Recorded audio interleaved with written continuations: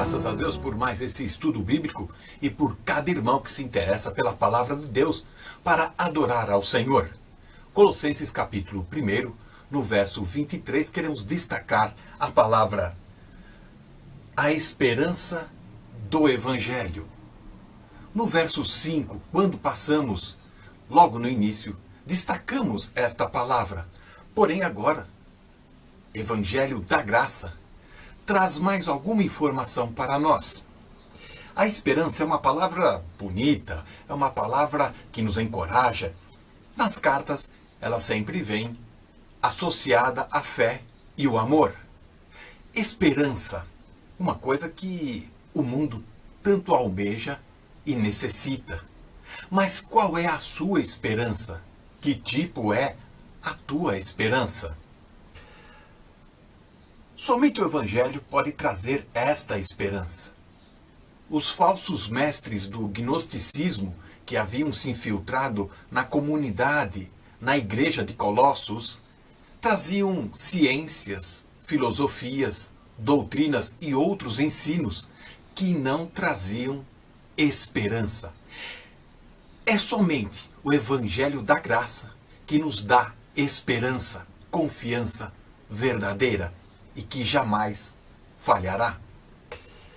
Vivemos dias de perplexidade, sim, uma sociedade conturbada, misérias, fomes, desemprego, violência, e sempre ficamos naquela expectativa. Espero que tudo se resolva. A minha esperança é que tudo se resolva.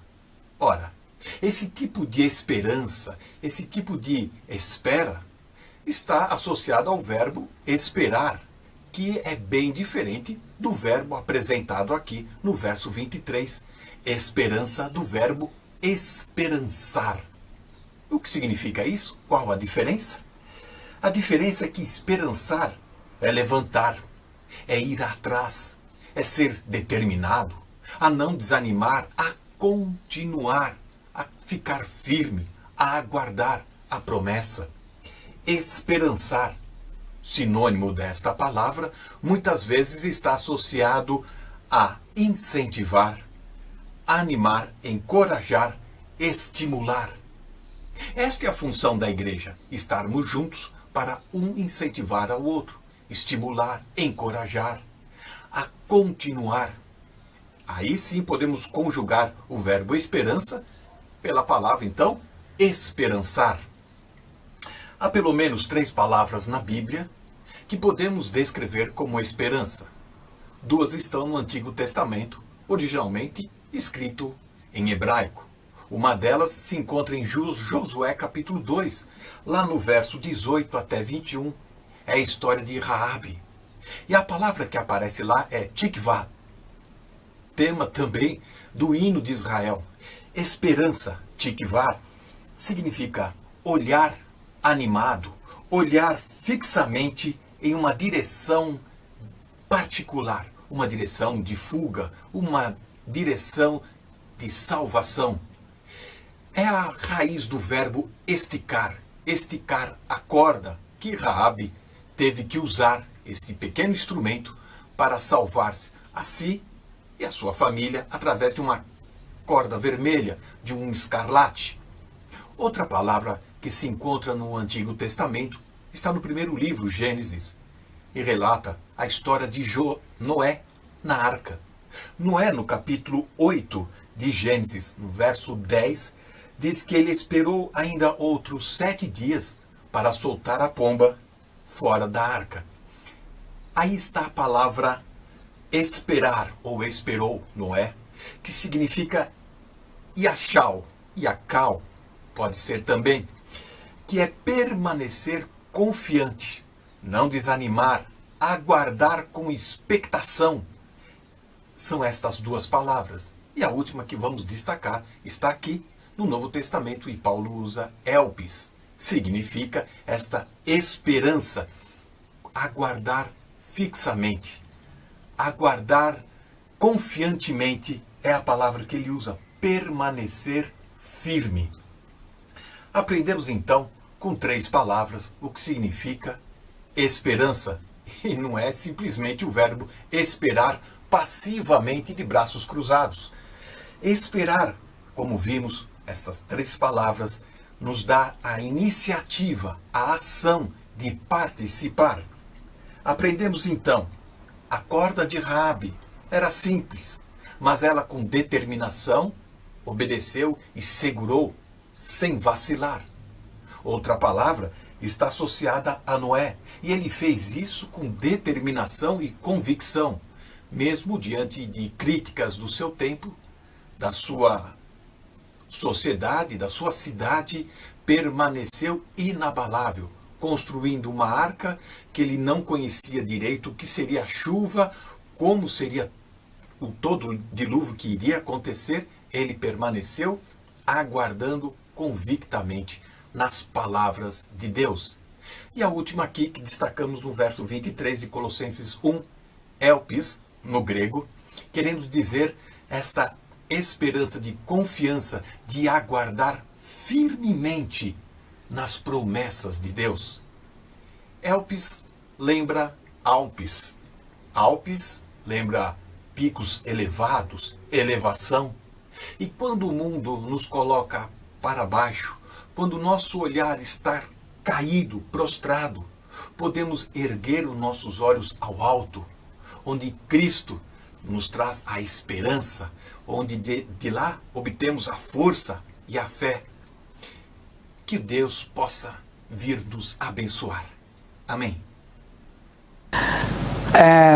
Nós vamos ler um pouco de Colossenses capítulo 1, que não fizemos no princípio, ouvimos o nosso irmão Alberto. Irmão Alberto, um grande abraço para si aqui de Portugal, de toda a igreja, e gostava de lhe dizer que ainda há pouco estivemos a orar pelo irmão Alberto e pela igreja em sua casa. Um grande abraço para toda a família e estamos a orar para que o Evangelho, a verdade do Evangelho, a esperança do Evangelho, chegue a muitos corações aí em São Paulo, que o Senhor o use. Estamos a orar nesse sentido. Então vamos a Colossenses no capítulo 1 e vamos ler alguns versículos. Vamos ler apenas do versículo 20 até ao 23. E que, havendo por ele feito a paz, pelo sangue da sua cruz, por meio dele reconciliasse consigo mesmo todas as coisas, tanto as que estão na terra como as que estão nos céus. A vós também, que noutro tempo erais estranhos e inimigos no entendimento, pelas vossas obras más, agora contudo vos reconciliou no corpo da sua carne, pela morte, para perante ele vos apresentar santos, irrepreensíveis e inculpáveis, se na verdade permanecerdes fundados e firmes na fé, e não vos moverdes da esperança do Evangelho que tendes ouvido, o qual foi pregado a toda a criatura que há debaixo do céu, e do qual eu, Paulo, estou feito ministro. Até aqui a leitura da palavra de Deus. Eu gostava só de deixar um pequeno pensamento que é muito importante e que está no versículo 23. Este pensamento já foi dado quando nós começamos a carta aos Colossenses, no capítulo 1 e nos versículos 5 e 6. Acontece que o tempo passa e se calhar até já se esqueceram daquilo que falamos na altura, e alguns se calhar nem estavam cá quando falamos disso na altura. E os versículos 5 e 6 dizem assim, e os versículos 5 e 6 referem-se também à esperança do Evangelho que ouvimos agora o irmão Alberto falar. Eu quero só fazer aqui uma salvaguarda. Enquanto que o irmão Alberto, tendo falado também alguma coisa com carga doutrinal, a intervenção dele teve mais um aspecto devocional sobre a esperança e como devemos estar firmes na esperança, e que bela ilustração essa dos Alpes, para que na verdade nós tenhamos os olhos bem em cima, como nós ouvimos ainda há pouco. A minha intervenção vai ter mais um caráter doutrinal do que propriamente devocional, porque a doutrina também é muito importante. E nos versículos 5 e 6 lemos assim: por causa da esperança que vos está reservada nos céus, da qual já antes ouvistes pela palavra da verdade do Evangelho, que já chegou a vós, como também está em todo o mundo, e já vai frutificando, como também entre vós, desde o dia em que ouvistes e conhecestes a graça de Deus em verdade. Ora bem, qual é o que é comum neste trecho que acabamos de ler nos versículos 5 e 6 e no versículo 23? O que é comum é nós vermos que a verdade do Evangelho, que nós vamos referir nos versículos 5 e 6, enquanto que no versículo 6 lemos que o Evangelho está em todo o mundo, no versículo 6. No versículo 23, nós lemos que o Evangelho foi pregado a toda a criatura que há debaixo do céu. E isto é muito significativo. E isto é muito significativo porque, infelizmente, isto nunca é demais falar nisto. Eu tenho que enfatizar isto, porque é segurança para todos e, se calhar, conhecimento para muitos que até ignoram isto. Que é o seguinte: há muitas pessoas que dizem, erradamente, que na Bíblia só há um Evangelho. Não é verdade. E a prova de que não é verdade, nós temos que ter cuidado, porque quando a palavra Evangelho aparece, temos que ver no contexto a que Evangelho é que a Bíblia se está a referir.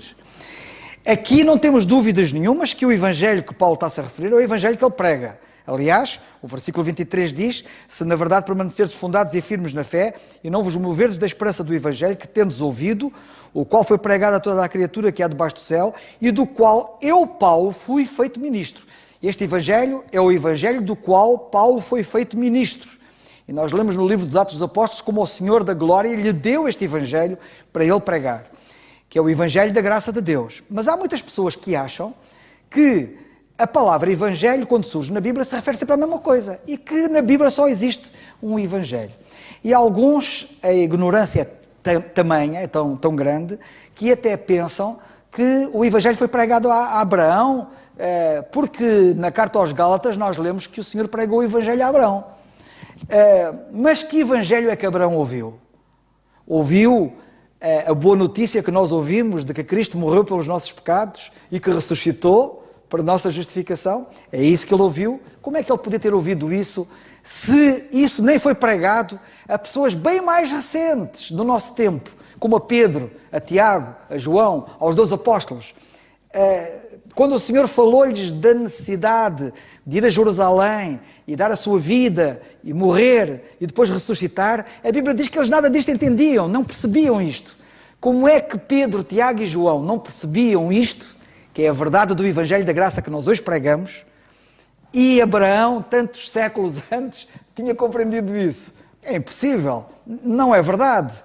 E não é verdade também porque, de facto, isso não foi pregado a Abraão. A passagem de Gálatas, se calhar é bom irmos ver a passagem de Gálatas, que Deus pregou o Evangelho a Abraão. Eu não tinha aqui apontado a passagem, mas se alguém encontrar primeiro, eu agradeço, está aqui, versículo 8, capítulo 3, Gálatas 3:8. Em Gálatas 3:8 nós lemos assim: ora, tendo a Escritura previsto que Deus havia de justificar pela fé os gentios, anunciou primeiro o Evangelho a Abraão. E muitos pensam que Abraão, porque diz só o Evangelho, que está-se a referir ao Evangelho que nós hoje ouvimos. E então dizem que o Evangelho é só um. É o Evangelho desde o tempo de Abraão, é o Evangelho no tempo do Senhor Jesus Cristo quando estava cá na terra, é o Evangelho que Paulo pregava, que é tudo a mesma coisa. Não é verdade. Quando o versículo 8 diz que Deus anunciou primeiro o Evangelho a Abraão, o que é que diz? O que é que o Senhor lhe disse? Qual era o conteúdo da mensagem? Está lá escrita, o conteúdo, não é aquilo que a gente ouve, dizendo: todas as nações serão benditas em ti. Esta era a boa notícia que Deus deu a Abraão. A palavra Evangelho quer dizer boa notícia. A boa notícia que Deus deu a Abraão foi que da descendência dele, todas as famílias da terra iam ser abençoadas. Ora, não é isto que nós pregamos. E o que Abraão ouviu não foi que Cristo ia morrer pelos pecados dele, ou que Cristo ia ressuscitar. Não foi isso que ele ouviu. O que ele ouviu foi esta boa notícia, e a palavra Evangelho apenas quer dizer isso, e depois no contexto temos que ver que boa notícia é que estamos a tratar. A boa notícia que ele ouviu foi que Deus ia, através da semente dele, da descendência dele, abençoar todas as famílias da terra.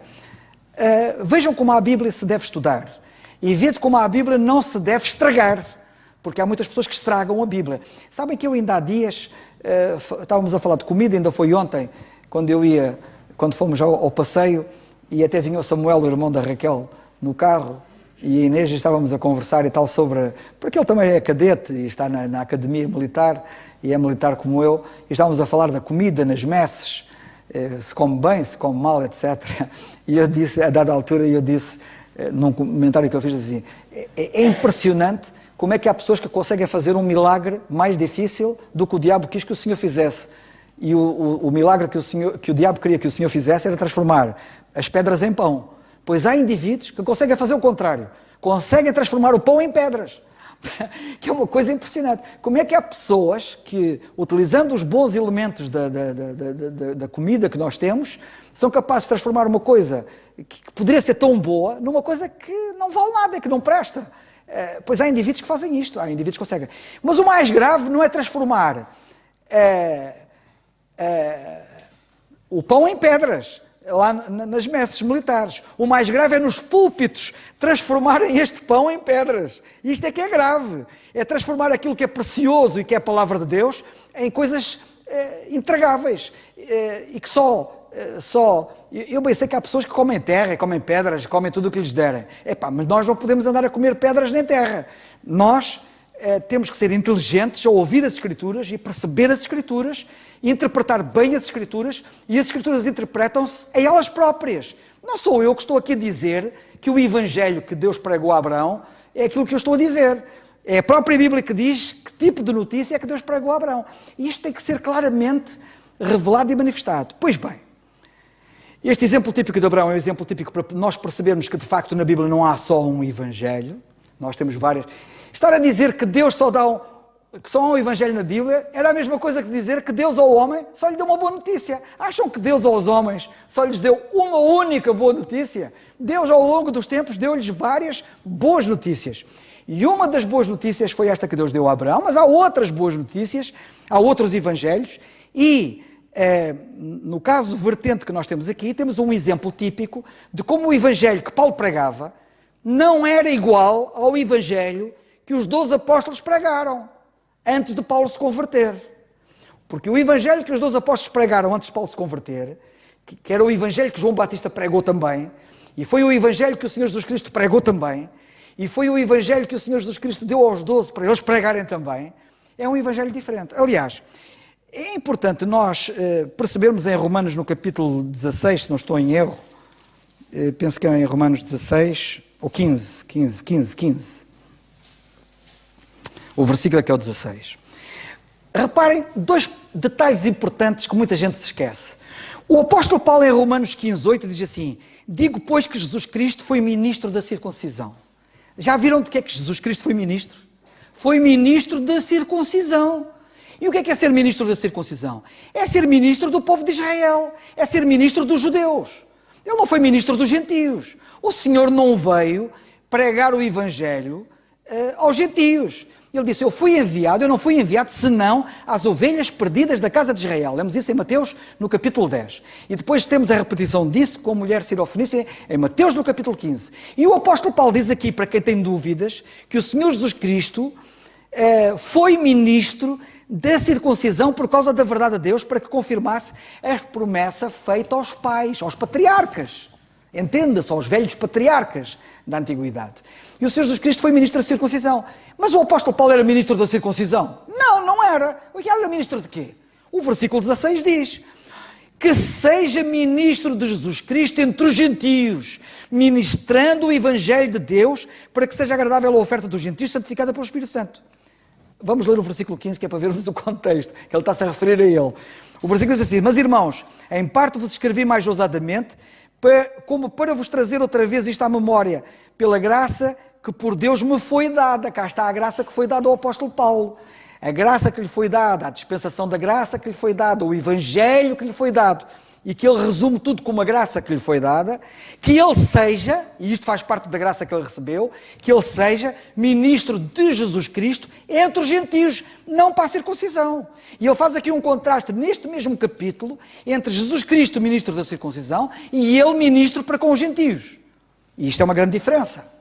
Ora, na nossa passagem em Colossenses, no capítulo 1 e no versículo 23, nós lemos ali, depois de já termos lido nos versículos 5 e 6 de Colossenses 1, que o Evangelho estava em todo o mundo, aqui lemos esta preciosidade que é, foi pregada toda a criatura que há debaixo do céu. Reparem bem. E porquê que isto é significativo? Porque se vocês lerem Mateus no capítulo 24, e convido-vos a ler a Bíblia em Mateus no capítulo 24, nós lemos o seguinte no versículo 14. Sabem o que é que o Senhor Jesus Cristo disse? Ele disse assim,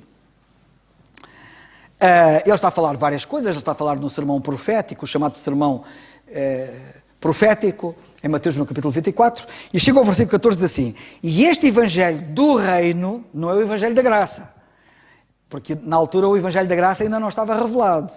O evangelho da graça foi o Senhor Jesus Cristo que o deu, da glória, o Senhor já estava glorificado lá no céu, e deu ao apóstolo Paulo para ele pregar. Nós não temos pregação do evangelho da graça de Deus antes do apóstolo Paulo. E nós sabemos que foi o Senhor Jesus Cristo que lhe deu, mas foi o Senhor Jesus Cristo já no céu, glorificado. Porque quando o Senhor Jesus Cristo estava cá na terra, nunca falou do evangelho da graça, falou do evangelho do reino. E no versículo 14 do capítulo 24, e portanto temos aqui evangelhos diferentes, e vocês querem ver como é que os evangelhos são mesmo diferentes?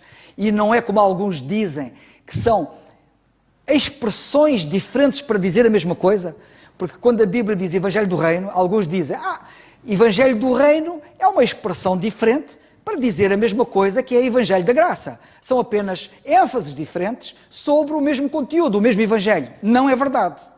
E vocês vão ver que não é verdade por muitas razões, eu não vou agora aqui estar a falar nas outras razões, vou-me deter apenas nesta que é óbvia nesta passagem. Vocês vão ver que evangelho do reino aqui é mesmo diferente do evangelho que Paulo recebeu e que ele diz que prega, e que foi pregado a toda a criatura que há debaixo do céu, e que ele refere em Colossenses capítulo 1. Sabem como é que é diferente? Quando o Senhor falou do evangelho do reino, no versículo 14, ele disse: este evangelho do reino será pregado em todo o mundo, em testemunho a todas as gentes. E então, quando isso acontecer, quando este evangelho do reino for pregado em todo o mundo, em testemunho a todas as gentes, o fim vem. Então virá o fim. Ora, o apóstolo Paulo está aqui a dizer que o evangelho que ele pregava foi pregado a todo o mundo. Colossenses 1, 5 e 6.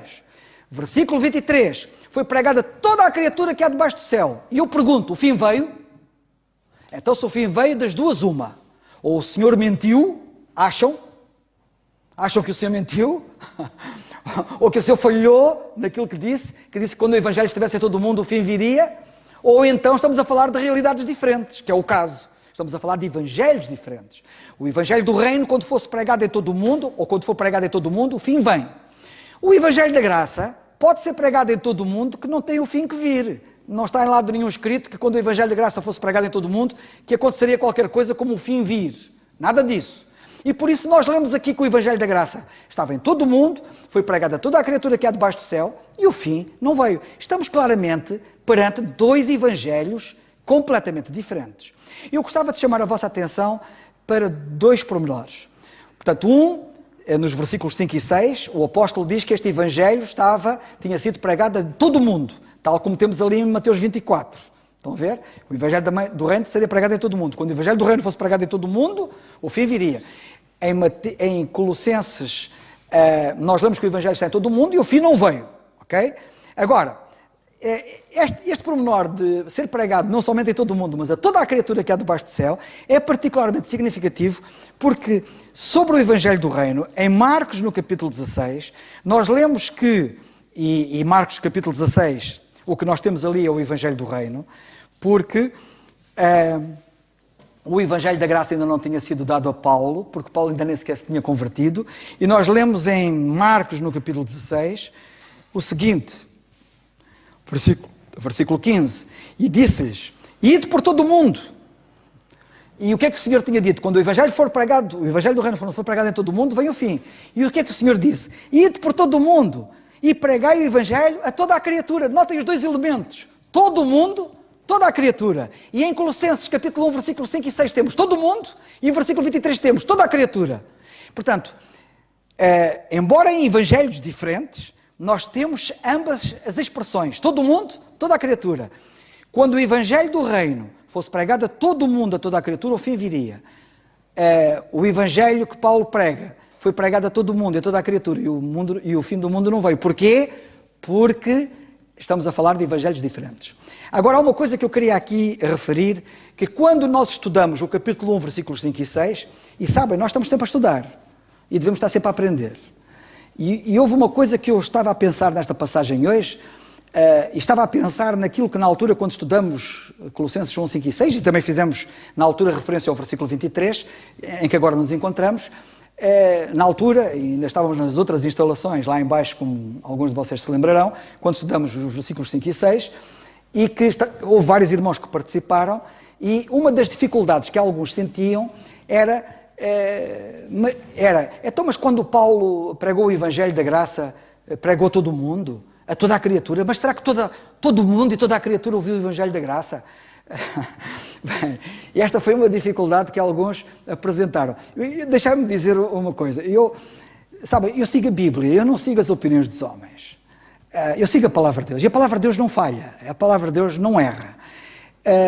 E eu na altura, eu lembro-me bem daquilo que eu disse na altura, eu disse que temos aqui uma questão técnica. Mais do que ser uma questão específica, é uma questão técnica. Mas antes de eu falar da questão técnica, vou falar da questão específica. Quando Deus diz que a baleia engoliu o Jonas, eu acredito. Porque se Deus tivesse dito que o Jonas tinha engolido a baleia, eu também acreditava. Porque Deus não mente. E quando Deus diz, é mesmo assim. Portanto, se Deus diz, e isto é a palavra de Deus e não a palavra de homem, apesar de ser Paulo a escrever, ele está inspirado por Deus. Se Deus diz que o Evangelho foi pregado a todo o mundo, o Evangelho da Graça, e a toda a criatura, o Evangelho foi pregado a todo o mundo e a toda a criatura. Agora, nós podemos dizer assim, mas foi mesmo a toda a criatura, a cada pessoa no mundo, então ouviu o Evangelho da Graça? E é aí que eu digo, nós temos aqui uma designação técnica. Eu não encontrei a expressão melhor ou palavra melhor para fazer a diferença daquilo que eu vou referir. Porquê é que eu digo técnica? Técnica biblicamente, para percebermos que estamos perante evangelhos diferentes. É uma questão técnica para percebermos que estamos em evangelhos diferentes. Porque a pergunta, eu vou colocar a pergunta ao contrário. Quando o evangelho do reino for pregado a todo mundo, a toda a criatura, vocês acham que todo mundo mesmo e toda a criatura mesmo vai ouvir o evangelho do reino? Eu não creio. Eu não creio nisso. Por isso é que eu digo que é uma questão técnica. E eu percebo claramente quando alguém diz foi mesmo todo mundo, toda a criatura ouviu o Evangelho da Graça. É uma questão técnica, porque é assim.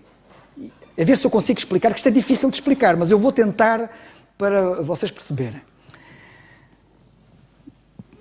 Quando o Senhor Jesus Cristo disse, quando este Evangelho do Reino for pregado a todo mundo, portanto a toda a criatura, o fim vem, isto não aconteceu, sabem porquê? A pergunta que eu faço é, o Evangelho do Reino não foi pregado? Foi. Mas o Evangelho do Reino começou a ser pregado e depois foi interrompido. Porque eles nunca chegaram a ir pregar o Evangelho a todo mundo. Quando a Bíblia diz a todo mundo, a toda a criatura, que é uma designação, penso eu, que genérica, não quer dizer que é específica, mas é genérica, que é para dizer que é global, que aquilo é para toda a gente, que é para toda a gente e é destinado a todas as pessoas, sem exceção. E também o Evangelho da Graça, quando foi pregado, era para toda a gente, e é também para toda a gente, sem exceção, e daí a designação, todo mundo e toda a criatura, não quer dizer necessariamente que cada pessoa ouviu, porque há pessoas que podem não ter ouvido. Sabem de uma coisa? Há pessoas que estão aqui em Lisboa que nunca ouviram. Não pensem nas pessoas na Amazónia, nem pensem nas pessoas, nos pigmeus, lá em África, ou nos esquimós, ou em outros sítios mais recônditos do planeta onde o homem ainda nem chegou sequer e nem fala a língua deles. E nem estou a falar desses, estou a falar daqueles que estão ali nos meus prédios, ali à minha volta. Arranha-céus, torres, que estão ali, tanta gente, milhares e milhares de pessoas que nos rodeiam todos os dias, com as quais nos cruzamos e que se calhar nunca ouviram o Evangelho. Mas isto não significa que o Evangelho não é para todos, sem exceção. E que, do ponto de vista técnico, o Evangelho está em todo o mundo, disponível para toda a criatura. Compreendem? É o que eu penso. O que eu penso que é significativo, e daí que tecnicamente, biblicamente, o Espírito de Deus certamente não foi por acaso que utilizou esta fraseologia em ambos os casos, até para nós vermos a diferença. Eu creio que a questão é esta. O Evangelho do Reino, de facto, não foi pregado ainda a todo mundo. Porque os apóstolos nunca chegaram a ir às nações. E quando o apóstolo Paulo se converte, e o apóstolo Paulo tem aquela conversa com eles, e nós já falamos aqui em Gálatas, no capítulo 2, que está ali narrado, que o apóstolo Paulo foi expor aos 12 o Evangelho da Graça que ele pregava entre os gentios, e eles abriram os olhos e viram e compreenderam e concordaram, decidiram que eles limitariam a pregação que eles faziam apenas aos judeus. Quando o Senhor os tinha mandado ir às nações, a todo o mundo, a toda a criatura. E eles limitaram o Evangelho à circuncisão. Não é verdade? Nós sabemos disso. E por isso, tecnicamente, o Evangelho ainda não foi a todo o mundo, como ainda irá. Quando o Evangelho for a todo mundo, como ainda irá, eu sinceramente, mas sou eu a dizer, eu não acredito sinceramente que rigorosamente todas as pessoas, cada pessoa em todo o mundo vai ouvir o Evangelho do Reino. Eu não acredito nisso. O que eu acredito é que finalmente o Evangelho que é destinado a todo o mundo, então irá mesmo a todo o mundo, a toda a criatura, disponível a todos. Percebem? Que é o que acontece agora. Não quer dizer, penso eu, que o apóstolo ou o Espírito de Deus está-se a referir a que cada pessoa vai ouvir. O que quer dizer é que todas as pessoas, aquilo é destinado a todos, sem exceção, é para cada criatura. Isto é o que eu penso. Mas, no fundo, o que eu quero aqui referir é, vejam que há uma diferença entre o Evangelho do Reino e o Evangelho da Graça. Independentemente do resto daquilo que eu disse, quando o Evangelho do Reino foi pregado em todo o mundo, o fim vem. O Evangelho da Graça foi pregado em todo o mundo e o fim não veio. Estamos aqui. Portanto, cuidado, e quando dizem que só há um Evangelho na Bíblia, isso não é verdade. Há vários Evangelhos na Bíblia e nós precisamos de conhecer a diferença entre os... E a palavra Evangelho quer dizer apenas boas notícias. E no contexto temos que ver que boas notícias é que estamos-nos a referir. O Evangelho do Reino era a boa notícia de que o reino vem. Os profetas já tinham falado do reino e do rei, quando vier, implementando o reino, um reino de justiça, de paz, em que tudo vai ser transformado, a natureza vai ser transformada, a natureza dos animais, a natureza das coisas, os desertos vão florir, o mar morto vai ter vida, etc. E, portanto, tudo vai ser transformado. Esta é uma boa notícia tremenda, eles estavam à espera daquilo, disseram assim, epá, estou aqui anunciado, é chegado o reino dos céus, finalmente o reino que foi prometido foi chegado. Este é o teor do Evangelho do Reino. O Evangelho da Graça não é isso que diz. Eu não ando a pregar às pessoas e a dizer às pessoas, olha, está aí o reino. Não, não é isso que eu prego. O que eu prego é a boa notícia de que tenho uma boa notícia para ti. Tu és pecador, merecias ser condenado, mas tenho uma boa notícia para ti. Cristo morreu em teu lugar na cruz do Calvário e ressuscitou. E porque Ele ressuscitou, tu também podes ter vida nova, agora e depois, para sempre. Este é o Evangelho que nós devemos pregar. E isto é uma diferença. Há uma grande diferença entre uma coisa e outra. Fiquemos por aqui e que o Senhor, de facto, nos ajude em todas as coisas. Sim. Portanto, o Evangelho diferente necessariamente implica fé diferente. Eu não sei o que é que queres dizer com fé diferente. Sim, sim. Se o Evangelho é diferente, fé é corpo de doutrina, temos corpos de doutrina diferentes e temos esperanças diferentes. A esperança do Evangelho do Reino é uma esperança terrena, a esperança dos crentes que ouvem o Evangelho da Graça é uma esperança celestial. Portanto, nós esperamos ir para o céu, enquanto que os outros que ouvem o Evangelho do Reino, a esperança deles é terrena e esperam herdar a terra. E este é um dos problemas que muitos que não fazem esta diferença confundem, que é o facto, como nós sabemos, das testemunhas de Jeová, assim chamadas, andarem a bater à porta de casa em casa às pessoas a falar-lhes do reino. E quando eles falam do reino, só falam da terra. Nós vamos para a terra, como vocês sabem. E isto é uma enfermidade gravíssima de falta de entendimento das Escrituras bem manejadas. Mas nós, por causa de se manejar mal as Escrituras, não temos apenas as testemunhas de Jeová com este tipo de ilação errada. Nós temos também pessoas que dizem que vamos para o céu, mas depois pegam nas passagens que têm a ver com o Evangelho do Reino e que têm a ver com a terra e dizem que é tudo a mesma coisa. Eu não sei qual é que é pior. Sinceramente, é uma confusão na cabeça de muita gente, porque não manejam bem a palavra da verdade. A palavra da verdade tem que ser bem manejada. Sabem que este livro aqui é verdade. Mas o apóstolo Pedro, que aprendeu de Paulo, disse que era importante estarmos confirmados na presente verdade. Porque este livro tem verdades passadas, tem verdades futuras e tem a presente verdade. E nós temos que estar confirmados na verdade presente. Não é estarmos fundados em verdades que já passaram e em que alguns se agarram, e verdades que são futuras em que alguns também se agarram. Não, nós temos que conhecer qual é a presente verdade, que é a dispensação da graça de Deus neste momento. E é ali que temos a doutrina nas epístolas de Paulo para a Igreja. E é aí que devemos estar fundados e firmes. E o apóstolo Pedro teve que aprender isso também, e ele fala disso nas cartas que ele escreve, e particularmente na segunda carta, ele refere isso. E pronto, é tudo. Que Deus nos abençoe.